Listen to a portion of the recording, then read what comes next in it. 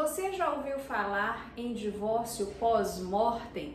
Pois é, esse é um tema que tem ganhado muito corpo, muita musculatura na jurisprudência nacional. Inclusive, recentemente foi noticiado em vários canais, como o Valor Econômico, uma decisão muito importante do TJ de Minas Gerais, que decidiu o quê?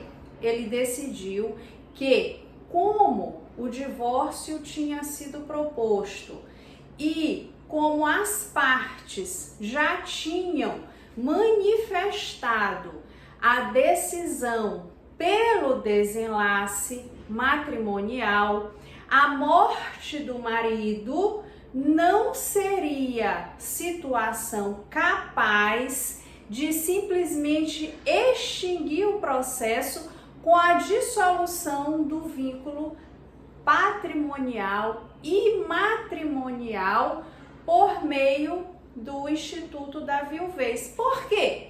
Ora, porque isso vai impactar diretamente onde? No patrimônio daquela família.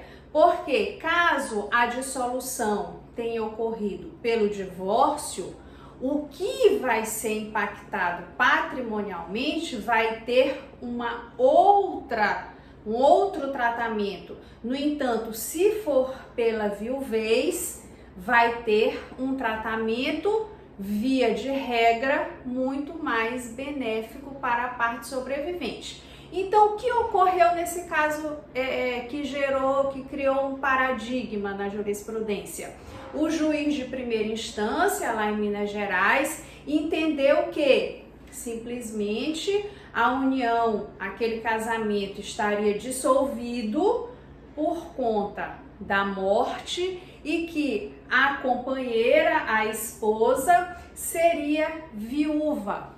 No entanto, a filha do falecido, representando o espólio, protocolou o recurso para o Tribunal de Justiça de Minas Gerais para que aquela decisão fosse revista, alegando justamente que as partes já tinham deliberadamente demonstrado desejo pelo divórcio. Então, não seria crível que, em razão da morte prematura ou antes da decretação do divórcio, a outra parte ficasse com um vultuoso patrimônio que, caso o divórcio fosse decretado, ela não teria direito. Então, na verdade, a decisão de primeira instância que estava sob análise, foi posta para análise do TJ,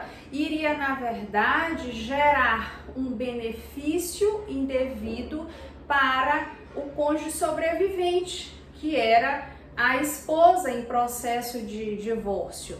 Então, aquilo geraria o quê? Um enriquecimento ilícito, porque não era mais desejo das partes, as partes já estavam separadas de fato. Então, o TJ, com um voto divergente, votou no sentido de que, efetivamente, teria que ser decretado o divórcio, mesmo pós-morte, ou seja, após a morte de um dos envolvidos no processo. Então, essa é uma dica extremamente importante e em tempos de pandemia, infelizmente, a gente tem se deparado muito com situações como esta.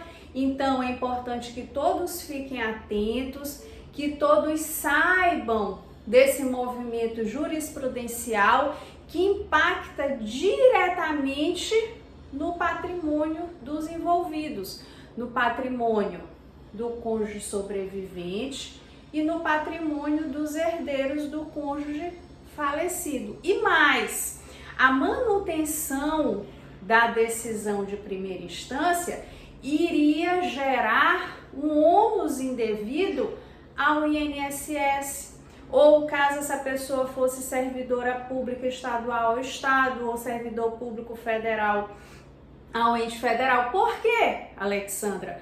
Porque essa pessoa, essa sobrevivente desse processo de divórcio, teria direito a quê? A pensão.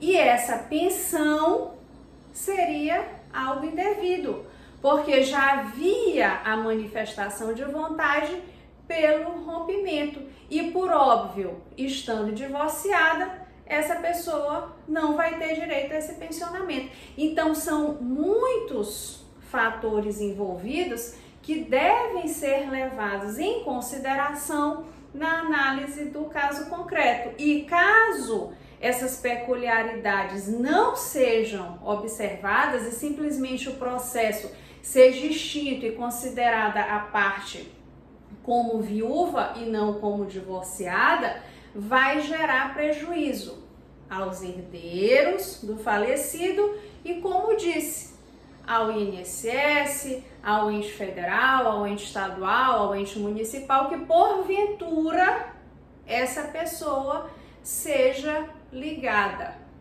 Então essa é uma dica muito importante para você, que influencia diretamente na organização patrimonial da família. Até a próxima!